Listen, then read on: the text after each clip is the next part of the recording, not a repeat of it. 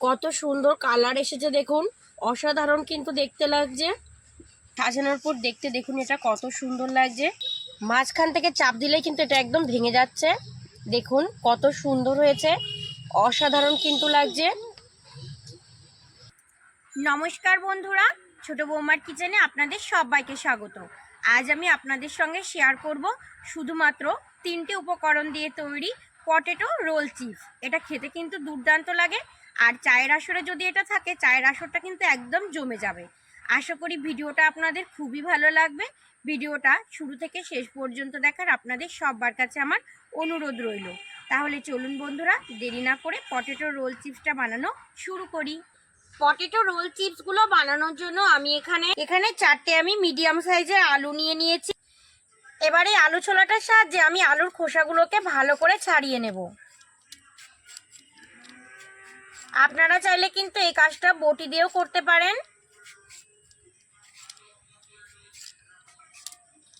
একটা আলুর খোসা আমি ভালো করে ছাড়িয়ে নিয়েছি। দেখুন এইভাবে সব আলুর খোসাগুলোকে আমি ছাড়িয়ে নেব। 4টে আলুর খোসা আমি খুব ভালো করে ছাড়িয়ে নিয়েছি। পটেটো রোল চিপসটা বানানোর জন্য আলুগুলোকে এবার আমি একটু পাতলা করে কেটে নেব। সেই জন্য একটা বড় বাটির মধ্যে কিছুটা জল নিয়ে নিয়েছি আর দিয়ে দিচ্ছি বেশ কিছুটা লবণ। এবার বটির সাহায্যে আমি আলুগুলোকে পাতলা পাতলা করে কেটে নেব। আপনারা চাইলে এই কাজটা গ্রেটারের সাহায্যেও করতে পারেন।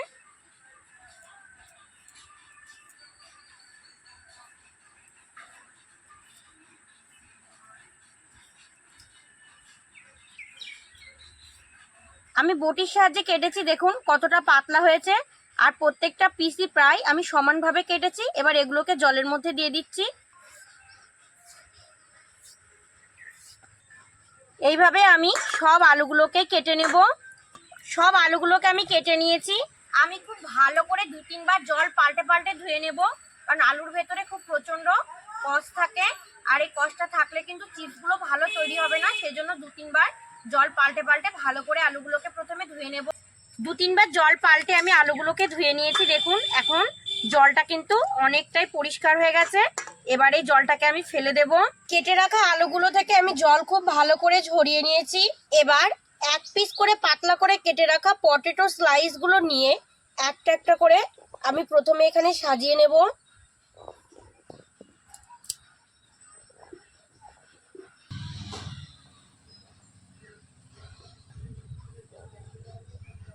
এবার একটা পরিষ্কার কাপড়ের সাহায্যে পটেটো স্লাইসের ওপরে যে এক্সট্রা জল আছে সেই জলটাকে আমি ভালো করে একটু মুছে নেব।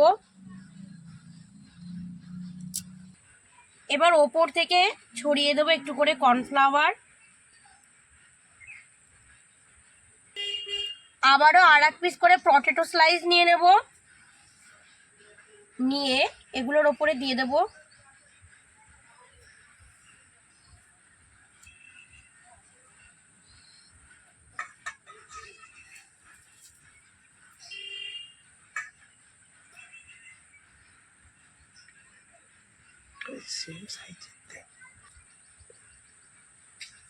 এবার হালকা হাতে পটেটো স্লাইসগুলোকে আমি একটু রোলের মতো করে পেঁচিয়ে নেব।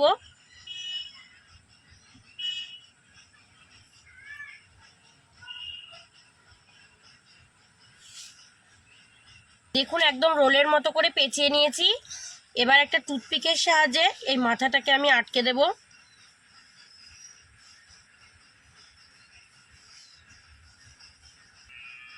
একটা দেখুন তৈরি করে নিয়েছি। এবার এটাকে আমি প্লেটের মধ্যে রেখে দেব।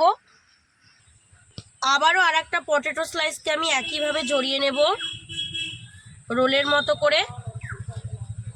দেখুন জড়িয়ে নিয়েছি। এবার একটা টুথপিকের সাহায্যে এর মাথাটাকে আমি আটকে দেব। দেখুন কত সুন্দর তৈরি হয়েছে। এটাকে আমি রেখে দিচ্ছি। এই একইভাবে আমি সবগুলো পটেটো স্লাইসকে রোলের মতো করে তৈরি করে টুথপিকের সাহায্যে পিন আপ করে নেব।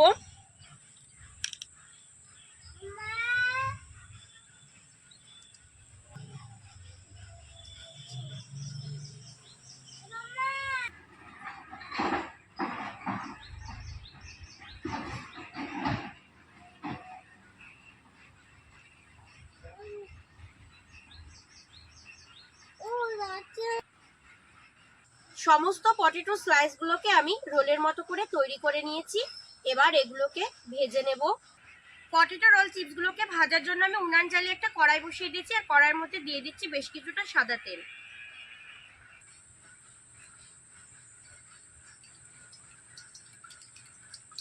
পটেটো রোল চিপসগুলো ভাজার জন্য তেলটা খুব ভালো করে গরম হয়ে গেছে। এবার তেলের মধ্যে আমি একটা একটা করে পটেটো রোল চিপসগুলোকে দিয়ে দেব।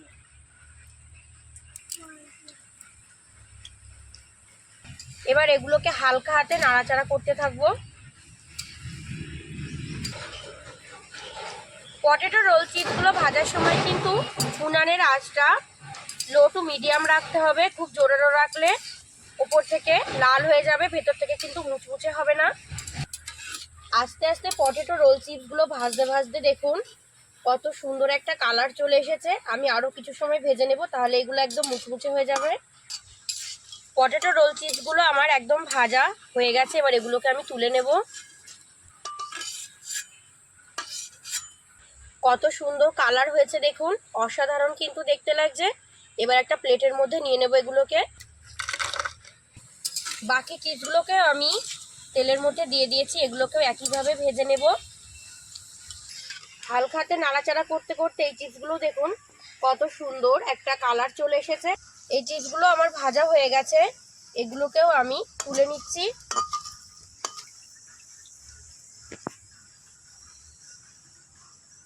এবার এই চিপসগুলোকে আমি প্লেটের মধ্যে নিয়ে নেব। চিপসগুলো কত সুন্দর মুচমুচে হয়েছে দেখুন। আপনারা নিশ্চয়ই আওয়াজে বুঝতে পারছেন যে চিপসটা কত সুন্দর মুচমুচে হয়েছে, কত সুন্দর কালার এসেছে দেখুন। অসাধারণ কিন্তু দেখতে লাগছে পটেটো রোল চিপসটাকে।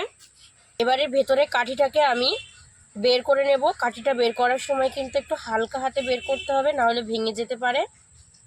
এইভাবে পেঁচিয়ে পেঁচিয়ে আমি কাঠিটাকে বের করে নেব।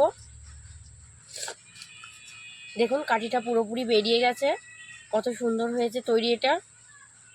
কিছুটা কারি পাতা আমি ভেজে নিয়েছি, এবার ওপর থেকে একটু ছড়িয়ে দিচ্ছি গার্নিশিংয়ের জন্য। কিছুটা বিট লবণ নিয়েছি, স্বাদ মতো দিয়ে দিচ্ছি। আর দিয়ে দিচ্ছি একটু লঙ্কা গুঁড়ো, সামান্য একটু লঙ্কা গুঁড়ো দিচ্ছি, তাহলে কিন্তু খেতে এটা খুবই ভালো লাগবে। একটু ঝাল ঝাল হলে কিন্তু চিপস খেতে খুবই ভালো লাগে।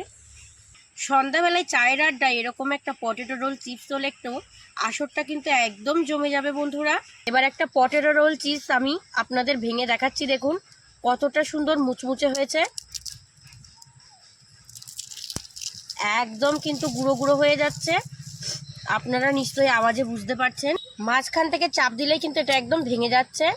দেখুন কত সুন্দর হয়েছে, অসাধারণ কিন্তু লাগছে। আমি এটাকে সসের সঙ্গে পরিবেশন করেছি, আপনারা চাইলে কিন্তু এমনিও খেতে পারেন।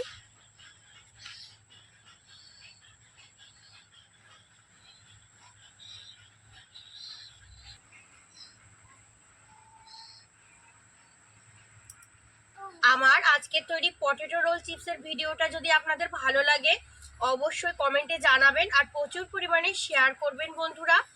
আর চ্যানেলটা সাবস্ক্রাইব করে আমার পাশে থাকার আপনাদের সবার কাছে আমার অনুরোধ রইল। ভালো থাকবেন আপনারা সবাই, সুস্থ থাকবেন। আজ এই পর্যন্তই, টাটা।